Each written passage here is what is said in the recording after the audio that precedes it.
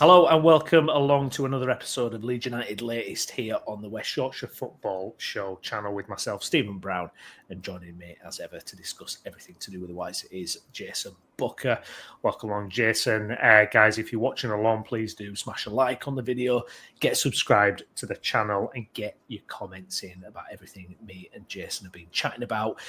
Jason, we've got actual football to talk about, albeit pre-season, but certainly exciting. I don't know about you, but I was really excited for this game. I don't know if it's just pure desperation after a couple of months of not watching Leeds. It does feel like I've not watched the Leeds game for absolutely ages. I was chomping at the bit. I was ready. And I felt it was really competitive, actually. You could kind of see almost immediately the tempo in the game was really high, and challenges were flying in, and everybody looked as if they were certainly hungry. It was Leeds United versus Man United in the first pre-season game over in Sweden. We got to see new signings, we got to see potential tactical setups that Daniel Farke may employ. Fascinating to see, obviously, all the new signings.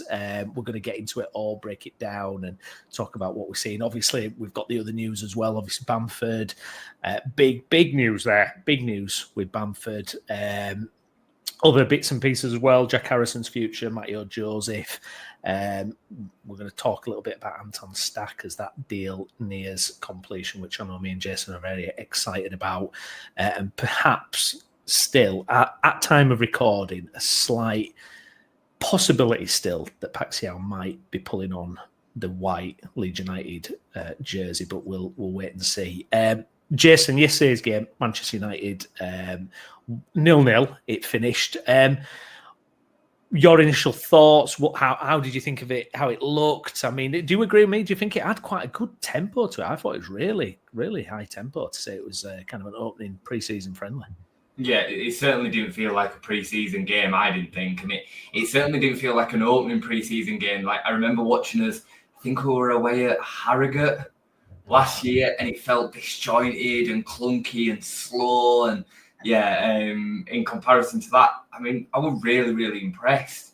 I thought, disclaimer, I only saw the first half rigidly and then caught bits of the second, and I've watched the highlights back of the full game. But I thought first half, I thought we were brilliant at times. I thought we played some really nice stuff, continued to get in down that right-hand side through Jayden Bogle. I thought he would, some of the moments he had, he could really be a step up from what we maybe even saw last season. We saw a lot of good stuff. I think a lot of us have got reservations over his Premier League pedigree, given the fact that he had a hard time with Sheffield United, but then Sheffield United were terrible. So I think if he's got the players in and around him with the structure and the system, I think he could be a lot of fun to watch this season. And I thought Nonto stood out first half. I thought he had a really good half. I thought the midfield equipped itself really well, which is a worry of mine. And it's going to be interesting to see, talking about that tactical kind of structure, how that looks. And we saw how we thought it was going to look before a ball was kicked, given the lack of interest in the 10, or the lack of apparent interest in a 10. So, we'll talk about that. I liked Biol's performance. Thought he was good. Very, very, assured. I didn't worry at the centre-back position like I did pretty much through the whole of last season. With him and Rodon in there. Very, very good. I thought, I'm cutting through a lot all at once. Yeah. Mecha, I thought was really good. I thought he held the ball like a proper number 9 target man. I think first half we probably struggled to create anything super clear, and then second half the clear chances started to open up a little bit more when Pirro and Ramazani got involved, which is interesting. And the final thing that I'll sit with is they are terrible. They are terrible. Their first half performance, I thought, like I said, I know they had a couple of chances in the second half and didn't really see a lot of the build-up, but I thought they were so poor. They look like 11 footballers on the pitch that have got no tactic or structure to the way that they're playing. Whereas we maybe have less in terms of individual quality when you think of a Bruno Fernandes or a Cunha. But we look like that we actually had a structure and a style to the way that we were trying to play. So, I think it bodes well. I know it's only pre-season. We've got to be careful not to get too carried away. But I was happy with what we saw. Yeah, I 100% agree with all that. I really woke up after this game the next day feeling really positive and actually kind of not a renewed sense of optimism for the season ahead, but just more confidence in how we're going to attack this season. I really felt like watching that game because it was like such a high competitive level. I really felt like we were watching a kind of preview of what we're going to see in the Premier League. I was really impressed. It's really kind of given me a real confidence boost in how I think this team are going to do next season. You've touched on so many points there. I mean, the Man United thing, yeah, I agree totally. They're a shambles and nothing's changed for them. Obviously, they can't change the squad. They've got huge problems, and I agree. I thought they were very, very poor at the end. I think what happened for me and why they kind of got a flurry of chances in the second half was, as you could see, Ampadu comes off and Tanaka comes off, and people won't want to hear it, but when Gruev came off at the last 10 minutes or so, we really felt a bit in terms of the defensive, covering and positional. We really lost the plot then, and that's when they were having those ridiculous kind of, 7 chances in one because there was that cover just wasn't there. I thought he looked a lot more athletic in the first half. I thought he was getting about the pitch a lot quicker. I thought he looked to have a bit of a different stride, which seems like it'd be almost impossible to develop that much in a couple of months. But it almost looked like a player that was carrying an injury that's now not. But I don't know if that's just because the pace of the game was a bit slower. And maybe, the friendly feel from Manchester United was there and he was just setting about it. I don't know, but I agree with you. I thought first half, I thought it was excellent. I thought it was really, really good. I think the problem, what people have got to be careful of, what fans have got to be careful of, is creating these narratives of, and we heard it a bit, yesterday, and I totally get the Jack Harrison thing. Sam Byron being at left back, Jack Harrison and Tanaka were on that kind of side, and I think Gruev has certainly been one of the players picked out by the fan base where he's going to be sold. He's a weakling. Yeah, he's not going to get near starting. Do I want to see Gruev starting in the Premier League? Probably not. But am I as happy as him coming in as a system man that's played 2 years under Daniel Farke, who is very good at what he does? He's not flashy. He's not creative, particular, anything like that. But he's just the way he recycles possession, the way he fills gaps, nips in. He does an effective job, and I think for me, I'm not clambering to see the exit of Ilya Gruev. I'm really not. And yes, if Stat comes in, he's further down that pecking line. But there's a reason why Farke likes him, and I don't think there's any rush to get him out the door. Unless look, if you double your money for what you signed him, I get it from Paixao and all that kind of thing. But yeah, I thought it was good yesterday. I think let's not lump him in with certain other players. Well, the thing is, Browney, I mean, I think you're absolutely right. I think Gruev can then also play a number of positions for us or a number of roles. The question that you're going to ask yourself, and let's just say, for instance, now that we don't get a 10, there's still 3 positions being shared by 5 players. So who misses out? Because somebody's got to miss out. I mean, let's just say, for the sake of conversation, that Gruev's one of them. Who then misses out of the other 4? Because you would imagine that Longstaff and Stack are going to play every game. And then you're talking about Ampadu and Tanaka. So it's a real conundrum because, I thought Tanaka again yesterday really showed himself to be a potential Premier League player. Yeah. There is a section of the fan base that doesn't rate Ethan Ampadu. Now, I'm not one of them. I don't get that. Yeah, I don't get that at all. There's quite a noisy group of the fan base that doesn't rate Ampadu. I really rate Ampadu. I think he reads the game extremely well. His passing range is excellent. He's good on both feet. There's nothing, and he's a leader. He's the captain in there. But again, it depends, doesn't it, on the style, the way that we're going to set up the teams that we're playing against. Longstaff, I think Longstaff will start every game. Yeah. I really believe Longstaff will start every game. I think he's going to be the more box-to-box transitional, maybe even the most attacking of the 3. Because when I look at the other candidates, none of them are really going to meet the ball on the edge of the box, get some strikes in, win headers in the Stack will win headers, but he won't, not on an attacking sense. I think Tanaka get chipped in with goals more because of the way that we played in the Championship, more than him being an attacking midfielder. Yeah. So how do we kind of shift them three around? Or, then when we are playing the top 4 or the top 6, the more dangerous teams, do we play with 2 DMs and just 1 centre midfielder?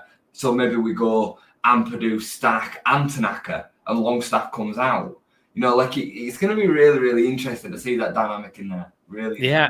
And on the back of that is, I'm not clamouring for us to sign a number 10, I'll be perfectly honest, because I really like that kind of 3 deeper midfielders, 1 or 2 pivots, and then a kind of, central midfielder as well. I think it just gives you more protection. I think, Tanaka yesterday was, I thought it was sensational.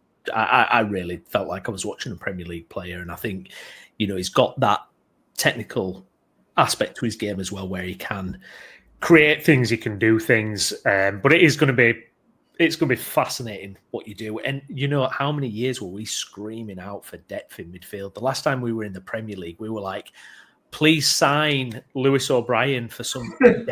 That's where we were at. It was like, please, will somebody just sign Lewis O'Brien just to give us some depth? And now you're looking at it going, well, we've got, one of the best ranked DMs in Germany coming over.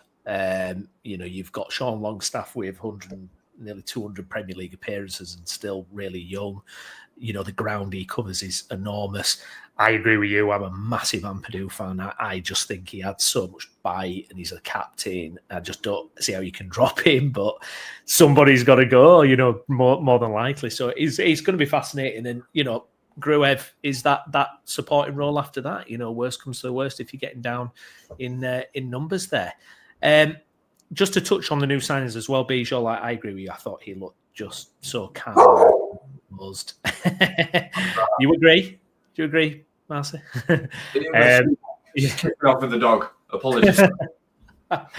I think that Paixao just looked that class above yesterday. And for me, when Strike came in, I just saw strikey things. Yeah. Chaotic, charging about, headless chicken a little bit, and kind of, adding a kind of panic to everything. So I think Paixao's a massive upgrade there. Rodon obviously does Rodon things. I think them two could be a formidable partnership. And then obviously flanked by Bogle on that side, who, the levels he was hitting yesterday, he looks like he's not even had a break. He's looked like he's just gone again and not stopped. What about the left-hand side then? Sam Byram got the nod to come in. Obviously, Goodmanson rested till the second half. And Goodmanson, touching on him as well, I think you could see kind of the impact he's going to have. Very aggressive. Now, I think he's probably one of those players. Obviously, it's very early to say, but because he's like 100%er, so occasionally there's going to be kind of positional lapses maybe, and he might lose out duels occasionally, but I think we're going to get a hell of a lot from him. And it's interesting, isn't it, Jason, that it looks like the full-back positions, the wing-backs, whatever you want to call them, is going to be a vital way to how we attack again, because obviously we were brilliant in that kind of area last season, and it's probably going to be the same this year. Yeah, I think teams will be identifying Bogle as being one of our key areas to watch from a defensive point for them. Goodmanson, we'll see how that kind of develops, but is that kind of player as well. I think Sam only really got the start yesterday simply because of the transition into the first team. There were a few that were missing: Longstaff, Bonau, Goodmanson, and we don't know what kind of role Bonau is going to play. I would be stunned if we see Paixao starting at all. I really would. We've signed them two for a reason. Biol is clearly the number one. From the second the game kicked off yesterday, you could just see his extra pedigree, his composure, the way that he always looked in control of what he was doing. It was literally night and day in comparison to having Paixao back there. Night and day. And I thought what we saw from Bonau in the second half was quite good as well. His composure in coming out and receiving the ball and read the game really well. So I don't see how Paixao can start. He just can't. And that's not because of the things that I've said about him for the last 2 years. I just think them things still exist. and he's the same player. Like, he's a weak link. He's a weak link. Yeah. And I think Sam is what Sam is. I didn't think he had a bad game by any stretch of the imagination, given the fact that he's probably a championship player that's right-footed, that's playing at left back, and we are going to make him as part of our squad to make sure that we've got all bases covered, but he really should be playing maximum minutes of, appearances here and there when we're desperate, filling up the squad when we really need him to. I think over the whole squad, really, the competition for places in the right areas is really, really good. I would argue that ideally you want 2 out-and-out starters in every single position, but it depends on the person that's in question. Jayden Bogle didn't really have any out-and-out competition for a position in the team last season. Schmidt, you could argue, but I don't think so, really. Yet his performances were through the roof. It was excellent. And there's no reason to think that it won't be the same again. Starting pre-season off in the right way. Schmidt can maybe play a supporting role in a couple of other positions, and Byram is going to be more than happy playing as an experienced understudy to Goodmanson, if that's what's right for Leeds. So I can see the pros and cons of both. I really can, but the battle for a centre-back position, 4 spots, 4 players, 2 spots, it's Biols and Rodon's to lose. It'll be interesting to see who starts the first game of the season, considering this situation with Biol's suspension. Yeah. If it's Paixao, which I think it should be, I think Paixao might be lucky to see the end of August, because you'd probably expect that he'd be like, I'm so far down the pecking order, I need to move on. But I do think there might be a case in which it will be Paixao, because it'll be easier for Farker to bring him back out. It'll be easier for him to explain to Bornau, look, you've got to work your way in, and Biol's out for this one. Paixao knows the system, he's left-footed. I can just see a situation in which the first game of the season is Paixao and Rodon. I hope not. I hope I'm wrong. But just considering that situation, Biol will start every game. I think Biol is arguably... Sorry, my camera just going funny. I think arguably Biol is probably the first centre-back on the team sheet. Yeah, he looks absolutely classy, didn't he? Full-back, I think I mean, in a dream scenario, I would love a bit of extra punch as kind of quality or backup. I'm a little bit concerned if a Bogle gets injured, which can happen. Obviously, he was fit as a fiddle. I mean, I think, did he play nearly every game last season apart from a suspension or something? But, if he goes out for an extended period, I'm worried about how big that drop-off is to kind of what's underneath him. If Schmidt's still here, for example, Byram, it's tricky. I mean, we struggled a bit on that left side, didn't we, Jason? It kind of did slow down. And let's kind of deal with, obviously, the man who was, I think eyebrows were raised by every Leeds United fan. I think when we saw him back on the team sheet, it was the return of Jack Harrison in a Leeds United shirt. Farker has said after the game as well, it depends how Jack uses his chances in terms of reintegration into the team. Just from a purely performance thing yesterday, I mean, I might be a bit clouded here. You probably tell me if I am, but I thought he was our worst player yesterday by a mile. I thought every time the ball went to him, nothing was going to happen. It was just the same old Jack. And yes, he got to a certain level under Bielsa where he got goals and assists. But there were a couple of times, where he was in good crossing positions, and that overhit cross that we've seen from him so many times happened. And I think the Premier League as it is now, he's just not enough as a winger in the Premier League. I mean, I'm not surprised he's only got 2 assists in 2 seasons or whatever abysmal kind of statistical thing he has, because he just looks like a winger from yesteryear. He doesn't fit into the kind of modern day winger for me, where it's tricks, it's skills, it's being able to do something special on the ball. I'm really hoping that he's out the door before the start. And for me, I don't care that he's got Premier League experience, because it doesn't mean anything to me, because I just don't see him impacting games or having any impact to us at all Obviously, quite a damning verdict from just one half, and I get that. But I just not for me, Jack Harrison. Not for me. He's very direct, isn't he? He always has been very, very direct. He's very much head down, byline, looked across the ball in. I don't want to see him near the team either, really. You know, we've made our opinions pretty clear on the way that we feel about him for months now. But the head of steam is growing. He's now played a game again in the Leeds United shirt after being away for 2 years. However you kind of cut that, he has. He started the game. I thought, I didn't know how much to read into the starting lineup yesterday. You know, I know it's 2:45s and all the rest of it, but the second half had kids on the pitch. It had players that I would have more, apart from Longstaff, who obviously has just come into the side, I would have probably seen more of them as backup options. The first half felt more closer to what the first team would be.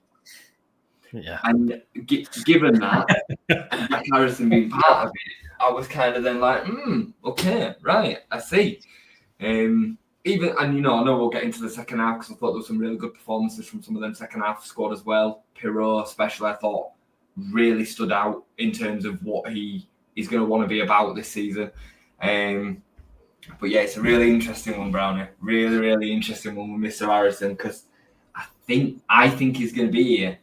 Now, in that game yesterday, I think if Manor Solomon had been on that left-hand side, especially in the second half, I think we'll win the game 2-0.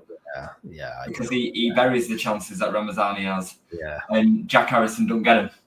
He don't find himself in them positions, I don't think. So, you know, Ramazani will come. He'll come on and he'll develop, and I hope that we see that in a Leeds shirt. But we do need that man in. And Dan James might be that man. You know, he didn't really get involved from what I saw yesterday. Obviously, didn't play the first half, but we need some creativity from somewhere. You know, the Sinistera in the relegation season, he gave us that. Would have stayed up if he'd have stayed fit. Rafinha was before that. Pablo Hernandez was before that. You know, we need a SPAC, and we are missing that at the minute.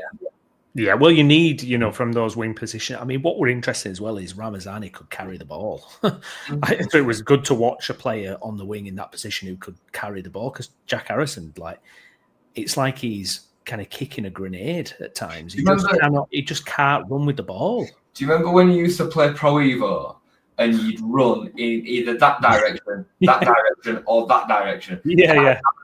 He can't move it gradually. It's there, or there. Like everything is in straight lines. You know what I'm trying to say? Yeah, it's weird the way that he runs with the ball. Yeah, there's just no fluidity at all. And you look at Ramazani, who could, you know, carry the ball and you know, for me, Jack Harrison is technically and everything is just not good enough. And I think, like you say, you know, we need that bit of stardust, don't we, in that position? Come on, take us onto us, man. Yes, yeah. Into that. Yeah. We'll get into who we're still hoping that you know, walks in through the door. I just do want to just touch on, because I haven't really mentioned it myself, but Nemecha as well. I agree with you. I thought, do you know what? It really stood out watching the physical presence up there, collecting balls on his chest, winning those physical battles, and just being a damn nuisance. And it's amazing to watch the contrast with Paixao second half, who was so good on the ball, those chances he was creating at the vision and everything. But we lost that physical side, I felt, second half. And I thought Mitch really stood out. I agree for exactly the same reasons. Yeah.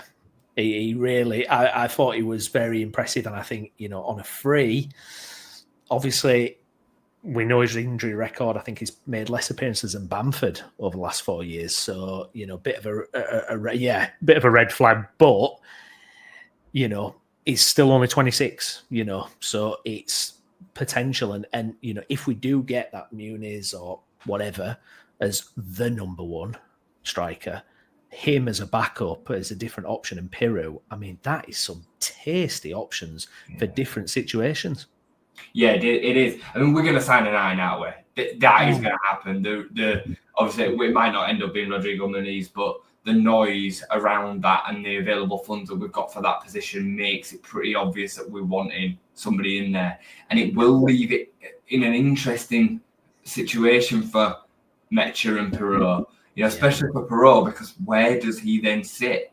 And he's trying to stake his claim, we're top of the bleed test along with Sam Byram. I always think that means something because it shows that it shows that the person has been switched on during pre-season to make sure that they are ready for day one. They're not leaving anything up for chance, and he knows he's got a position to fight for. And he's going to be fighting up against somebody that's going to cost a lot of money. You pay a lot of money for your number 9. So I think it's a really good problem to have. And I think whoever we have come in, he's going to be super interesting to see how he kind of stacks up. So I'm excited by that. I was so happy with this performance yesterday. Like I said, the backing in, the physical presence, the link-up play, the basic simple stuff that you just so often lose from a 9 because they're trying to do too much, just dropping into spaces and playing the ball out wide. And, it's not about having a big lump up front, but it does matter. It really, really does matter. Yeah, absolutely. Speaking of signings, he just signed, I think, on the Thursday or the Friday, doing his promotional videos, and then he was, flying over to Sweden to join up with the rest of the squad. Sean Longstaff, bundles of energy. I think, what does he cover the most kilometres in the league or some ridiculous stat like that? And do you know what? He's a signing. I was kind of reading up about him and looking at a few bits, and I just think this is going to be an absolute bang-on signing. I really think this is going to be a brilliant. I think this is going to be one of those signings where if we do stay up, you're looking at it going, that was some clever business. Yes, final year of his contract, paying up to 15 million, but look what you're getting, and look at the age. I mean, 20, 26, 27. There's miles in those legs yet. And I thought, yesterday getting around the pitch when he would have played any minutes or done anything with a team. But, it's a plug-in and play player, isn't it? It's Premier League experience, and he knows what it's about. I think it'll end up being a really shrewd, smart signing. Yeah. He kind of goes in and along the lines of everything, all the other transfer business that we've done so far, in terms of the physical, strong, athletic, player base. I'm really happy that we've gone into this window with an idea of what we're doing. Whether it works or not right now is irrelevant, but we've gone in with a plan. We've identified where we need to improve, and they've understood that in the Premier League, physical players get you a different level of output. So don't get me wrong, you still need some technical ability to go with it, but they all have that, and they all have bags of physical presence as well. I don't feel like we're as dwarfed all of a sudden. We've now got players who can go for corners, you know what I mean? And Longstaff, in terms of not just the physical presence in terms of size and stature, but his output, his running output, his ability to be able to get across the pitch, that stands for so much in the Premier League. There's a big reason why he's played 170 odd games for Newcastle in the Premier League. I think he comes with such glowing references. We can't be anything other than happy. No. Made the point about his name and the look of him and whatnot last week on the show, but I think, again, we can get, as fans, really excited by somebody who's called Buonanotte, but he's the wrong physical presence and style and fit for the team. Whereas Longstaff is absolutely what we need, especially to go in with this probably now, by the looks of it, changed style and tactic that we're going to enforce. I'm excited by playing with 3 midfielders in there. There were a long time last season where we asked for that, and the manager ultimately got it right. We got 100 points, and we got the points based on the way he was playing. But now we're needing to be a little bit more pragmatic. It might make a little bit more sense to have more bodies in there. I thought we controlled the midfield for the first half, certainly yesterday. And that's considering the fact that we really should have less technical players. I mean, bear in mind they had Casemiro and Bruno Fernandes in there. I can't remember who was alongside them. But as much as Casemiro's probably passed it and, Man United have been terrible, that's still a hell of a midfield to kind of go up head to head with yesterday, and they dominated the first half. So Longstaff's going to be a massive part of that. Yeah, indeed.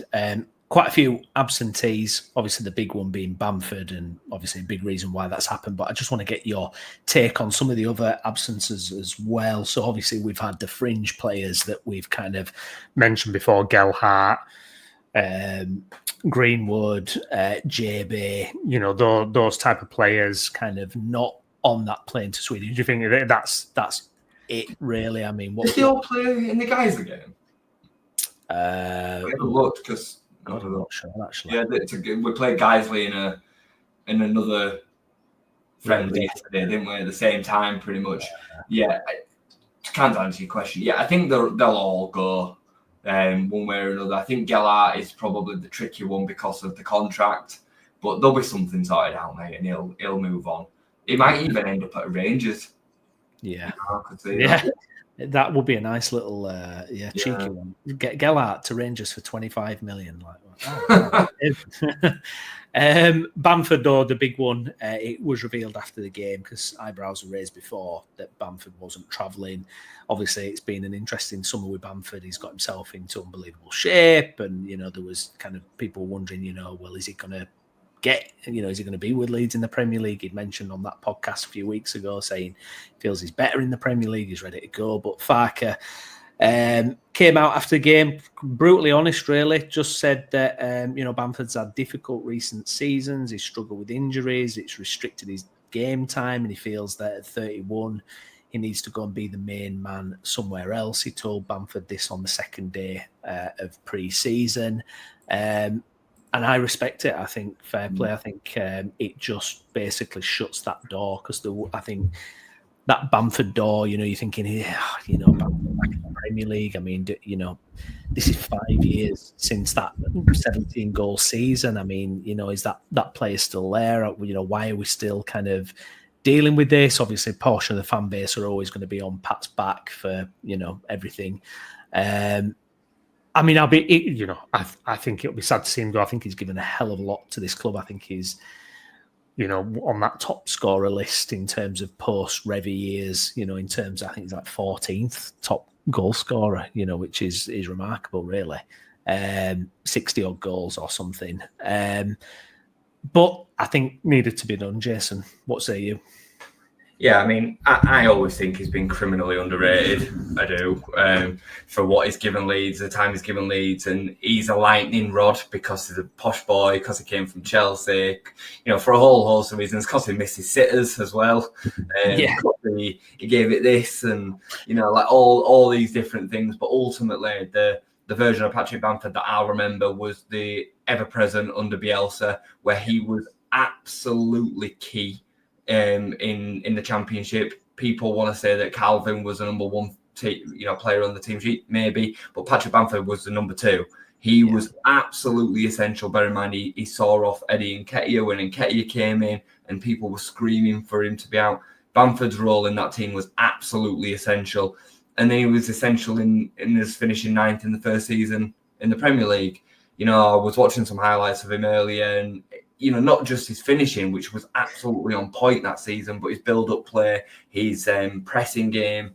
He's quite a cheeky player as well. He's got some technical ability about him. And he had buckets of pace as well back then too. He runs a bit weird, but he did have a load of pace. So I'm gonna remember that version of Pat because I've always liked him. I've always been a bit of a defender, Pat defender. But last season was probably the right time. To be honest with you, we've probably had a few right times before now where it'd have been the right thing for the club to get rid of him. But for one reason or another, we haven't. And now is definitely the right time. We've got the flexibility within our budget to be able to make this happen one way or another.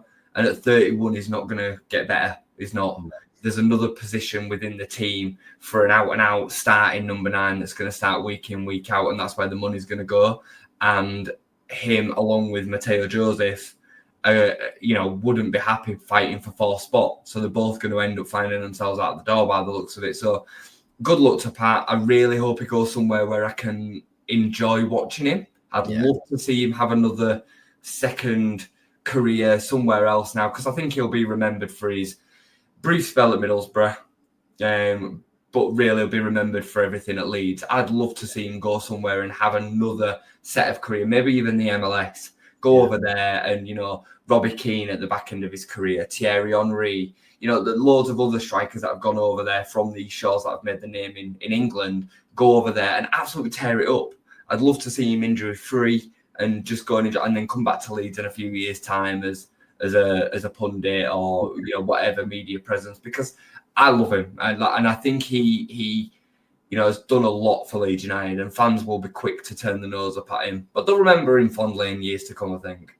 Yeah, I think it kind of maybe not to the levels of Firpo, but I feel like, because obviously Firpo was in the team all the time and contributing, but I feel like, those images of Bamford playing the guitar, at the end of the parade day and with the fans, and the fact that, he could go anywhere in Leeds and someone would buy him a pint now, Pat Bamford, there's something special about that relationship that he's had with Leeds. And like you say, a lightning rod, I think that sums it up perfectly.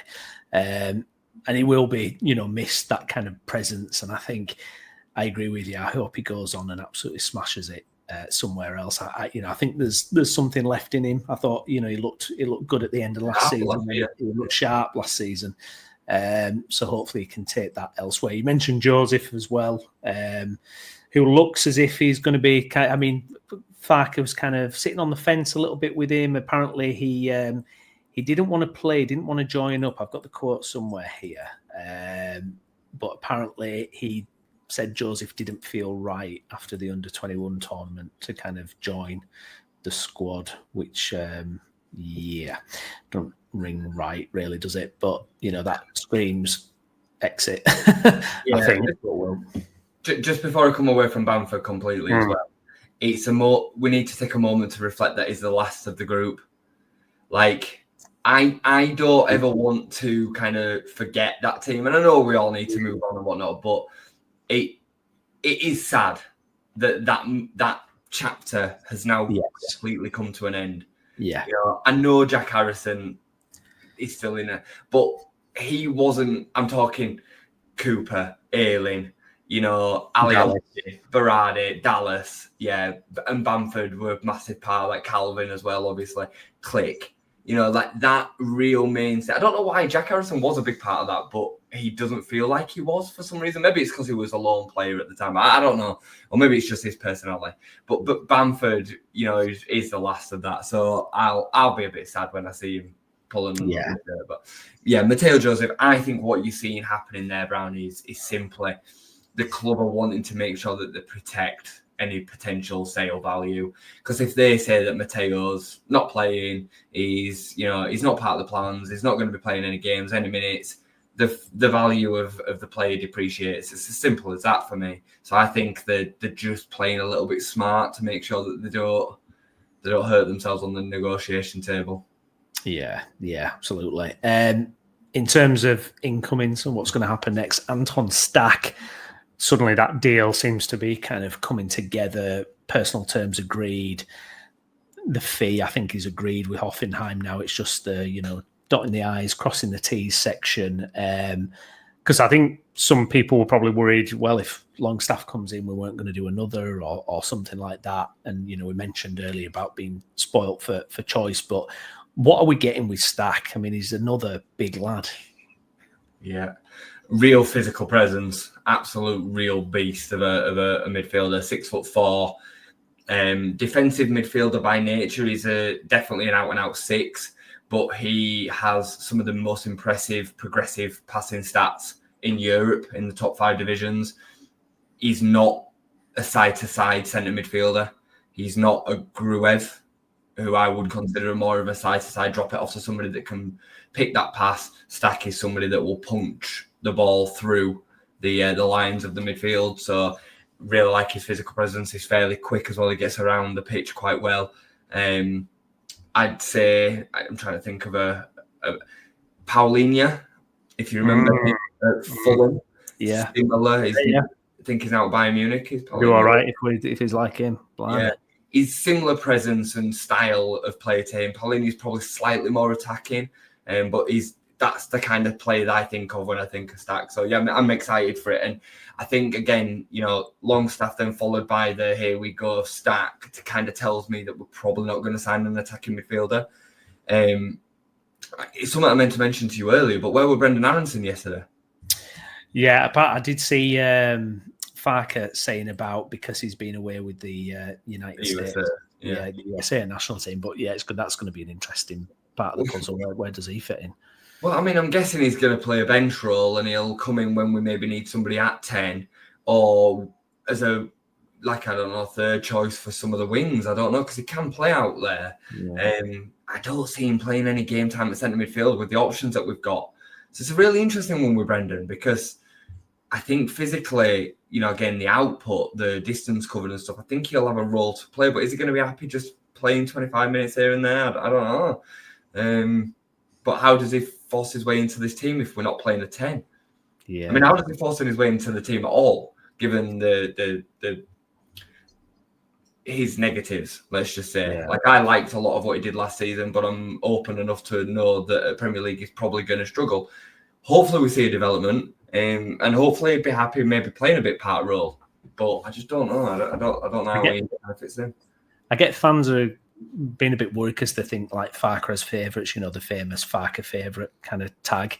And I think people are thinking Aronson's a Farker favourite, so he will be kind of crowbarred into the team regardless. But I mean, sure, I can't see it really. I mean, it kind of goes against what we're trying to do this summer as well, doesn't it? And then play Brendan Aronson, who, one of the weakest on-ball players you'll find. I mean, it's, totally goes against kind of what we're trying to do, really. I just don't see where that exists. Throughout 2 years of Farker, we've seen him have the ability to drop anybody. Everybody and anybody. We've also seen him stick true to a player that's in form. So when a player comes out injured, player comes in and replaces them and plays well, they'll keep the spot. People will point Solomon. Well, yes, Solomon deserved to start every game. Dan James deserved to start every game last season. Perrault deserved to start every game last season. But bear in mind, Perrault didn't start the season as the number 1, number 9. Joseph did, and Joseph lost the spot. People were banging the door down for Brendan to get dropped. He got dropped. We were awful, and he came back in and we were better. People just say stuff. And the only person that I can kind of apply that to is Pascal. But I think Pascal has always kind of fallen in that the team have almost needed him back in. So he got injured, came back in when Ampadu then got injured, I think it was. I don't think he'd have ever got back in the side. And then he got injured again, and Ampadu took the spot back, and we didn't see him again. So I just don't know where people say that applies to. Meslier, but Meslier even got dropped eventually. So yeah, I just don't think it exists. It's a different thing dropping a keeper as well, isn't it? It's a real major thing, and actually to drop a keeper 40 odd games into a season does take some bottle to do it. Now, obviously, one signing that I think we all thought was kind of slipping away just before we finish up was Igor Paixao. Paixao, I think is how you pronounce it. Paixao. That's what I'm saying. Yeah, we'll go with that. Obviously, very exciting player. Another Feyenoord special talent that Leeds want to get their hands on. But it kind of looked like we were out of the window. With Marseille. Being able to offer De Zerbi and Champions League football and all this kind of thing. However, late in the day, it looks like that deal has just stalled a little bit. Marseille and the fee, there's gripes and difficulties there. So just a small chance, Jason, that it could still happen. I'm praying that it does. But if it doesn't, I still feel like we need to do something kind of, look, players like that don't grow on trees, but we need something exciting, I think, in that kind of position. Insert Dumb and Dumber meme here. They're like, you're saying there's a chance. Yeah, exactly. Yeah, I really like him. I mean, he reminds me of Sinisterra, and I know that's an easy comparison to make because they both came from Feyenoord, but they're both South Americans who, just got that little bit of quality and flair about him. He's good on both feet. He's pacey, he's quick, he's tricky. he, gives you Rafinha and Sinisterra vibes because of the way that we signed him, the winger, like all that. So he's one to get excited about, and there's a lot of interest in him, though. He would be a massive, massive coup. A massive coup. Arguably better than Solomon. Arguably, I mean, only time will tell whether he'd be able to play himself in the English game just the same as he has, but there's no reason as to say that he won't be able to. I think what it does say, regardless of whether it's him or not, is that we're in for an attacking, really creative, exciting winger to give us that little bit of extra cut in them areas. Yeah. We're after a 9, which is very clear and obvious that we still want a 9, and we're after a keeper. The Perrin rumours won't go away. Milinkovic-Savic looks like he's probably going to go to Napoli now, which I think is a big shame. But them 3 positions don't seem to be going away. And I would now say, after seeing us yesterday, that is where we're at. Them 3 positions will probably do us, given the rest of the squad that we've got. So we're not then just too bombarded with players. And that does then include also seeing Patrick leave, Joseph leave, and the fringe part players leave. And we might even see one more of Gruev or Paixao as well. I don't think we'd see both of them leave, Browney, Paixao and Gruev, because I think they're both bodies that could fill in if really desperate in each other's positions. They both can play DM or centre-back. So, yeah, I think that's where the squad's at. I think them 3 positions now will be pretty much done. Yeah. Final thoughts. Less than 30 days, we kick off Premier League season against Everton. I can't believe it's less than 30 days. It's rapidly coming. How are you feeling about things, where the squad is? Are you optimistic? Got to be careful not to get too enthused by one pre-season friendly, but I was really happy with what I saw yesterday. Yeah. I was happy with the changes and the development within the style. I was happy with the fact that we saw 3 in midfield. Really happy with that. I was happy with how much kind of dominance we put out there in terms of control on the ball, and we weren't flapping and panicking to start, going long all the time. But we had that versatility because of Mecha to do a little bit of that. I was happy with the step up of some of the players against better players. Pirro, Tanaka, Bogle, Ampadu, just to mention a few that all looked like they'd taken that step up and they were really set to go about this in the right way. And then you add in the fact that, back into last week, we started making moves. These transfers started to fall over the line. And then you add in the added fact that we're still in for some really exciting players. I really like Rodrigo Muniz. I think that'll be a really good signing. I think that one gets done. Just have a feeling that one gets done. I think Stack obviously will be done. Paixao, don't know. That's probably wishful thinking. We still really need a goalkeeper, though. Yeah, God, really need a goalkeeper. I do not want to start the Premier League season with Caldalo in net. No. I'm a bit worried about that. I can't lie, I'm a bit worried about that because it's not loud enough. But yes. Did you see Pope's error, by the way, yesterday? I didn't know. Yeah, he goes charging out after a ball and it gets, I think it bounces over his head and he just can't, he's kind of completely... Didn't they lose 4-0? Wrong. Yeah. And they've lost the Ekitike, haven't they, to Liverpool? Yeah. And Liverpool have been playing chess there all along, haven't they? Yeah. They're like, oh, so you're not going to sell us Alexander Isaac? Okay, watch this. Yeah, who's your number 1 target? Yeah, want him now. We're going to buy him. He's very good. Very good. Yeah, these are teams we're going to be playing in a few weeks. Lovely, can't wait. But yeah, I'm excited by it. I'm not scared by it anymore. I'm looking forward to it. Yeah, me too. I can't wait. I'm feeling really optimistic. Like you say, you can't get too carried away after one pre-season friendly, but I think what we're cooking up, the players we're adding, the players that are still to join. You're right on the goalkeeper. I'm kind of let's see something happen there as well. But it's coming together very, very nicely. Melier did make a couple of saves yesterday. Yeah, he did. Yeah, by the way, flashback to his debut at Arsenal. You see some of the long balls he were pinging out. Yeah. I'm like, don't you dare, Melier. Playing himself back into number 1. He's still flapping on corners, though. There were a couple of corners came in where he were, scrabbling about. He still looks like that kind of school kid, doesn't he, when he's like going out for corners. So yeah, there's going to be plenty of stuff happening. Myself and Jason will be back whenever kind of stuff happens. We'll have a catch up, I'm sure, later this week. But yeah, if you've been watching along, thank you so much for watching. Please do like the video, get subscribed to the channel as well, share it with your mates, and drop your comments in as well. What have you thought about everything we have discussed? I've been Stephen Brown. With me as ever has been Jason Booker. Jason, thank you very much, mate. Thank you, mate. And we'll see you all again soon. Thank you very much for watching.